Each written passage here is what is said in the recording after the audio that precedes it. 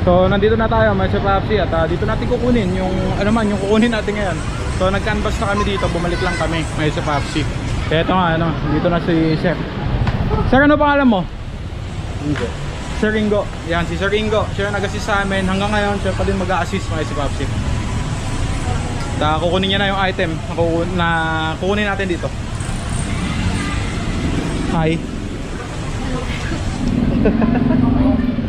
Ito yung pinakamurang canvas namin at salamat kay Kagawad dito sa may Quiapo, may Papsi kasi ginaid tayo. Babalikan natin siya mamaya pagkatapos natin dito. So yan, ito yung mga makina mga Papsi. Ito isa, ito yung isa, tapos ito yung isa. Papsi, na-assemble na lang muna nila. Ang siya pala nila may Papsi dito sa may KJM Enterprises. Ayan, kung ay tataas mo lang yan. Okay. Check ko muna pa ilang.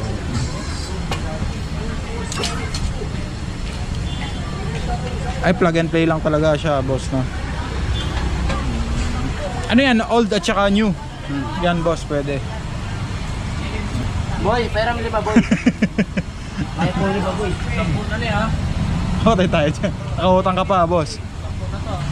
3 minutes.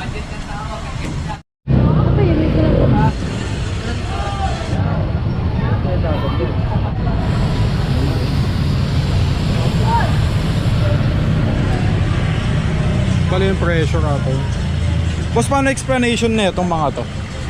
Eto, in ng tubig. Ito yung Igo. Ito Igo. yung return. Return. Return. Return pag Ito. papatay ito. Ito naman. Dapat ito isa lang. Isa lang. Ito yung pressure niya. Kasi Kung hindi i-control mo. na-pressure pag dalawa. May na pressure pag dalawa. Pero pwede naman silang dalawa kung sakali. Naman to, boss? Ito lang yung palakasan po ng pressure. Pressure lang to. Kung gusto mo mas malakas ka. Pero yan, yung setup na lang. Malakas yung pressure. Ito, negative. Positive, negative lang siya. Tapos ito, automatic na to. Ito lang naman dalawa, ano? Sige lang. Wag. Yung dalawa lang Pwede naman yan. kahit magkamaligtad, pwede. Sige. Okay, ground at saka ano lang ata yan. Bubuksan lang yan, boss, para makita yun sa loob. Wala kasi tayong idea pa may si Papsi dito, no? So, mas mabanda yung demonstrate na lang nila bago natin kunin. Okay na tayo sa pressure washer, sa foam na lang.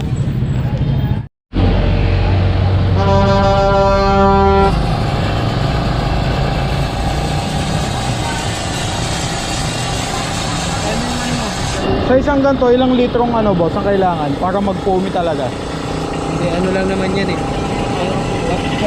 Huwag mo punuin yung tubig. Kasi ang kalahati nito, pressure. Kaya yung kalahati. tubig, mga dito lang, kalahati lang. Dito lang. Dito mo makikita yun kung wala na o meron. Sabon. Dapat na mas madami, di ba? Mas mula. Oo. Maganda pa maraming Okay na yun, boss? Okay na. Pwedeng makita yung sample, isaksak natin dun sa piso. Tapos, tingnan natin kung mag-ooperate siya. So habang tinetesting natin may si Papsi, yung presyo pala nito na original price is 21,000 may si Papsi. May tank, tapos 2 HP na makina para dun sa foam. Tapos yung pressure washer may si Papsi, meron na din. At saka may mga kasamang hose na din may si Papsi. Pero kung balak mo din naman mag piso vendo may si Papsi, may kulang pa tong set na nabili namin. So ang kulang pala may si Papsi is yung isang coin bendo para dun sa foam wash. At yung iba naman okay naman, may mga hose na kasama. Tapos isang coin slot may si Papsi. So ang original price talaga nito na ibibigay sana nila is 21, kung hindi lang dahil kay Kagawad dito sa Quiapo may si Papsi is hindi namin makukuha to ng 18,900. So napakalaking discount yun may si Papsi. So yan yung set na nabili natin may si Papsi. At dalawa yung coin slot dito may si Papsi, pero dapat isa lang yan. Nag-additional na lang kami ng isa para dun sa seconds na coin slot may si Papsi, para dun sa foaming may si Papsi, no?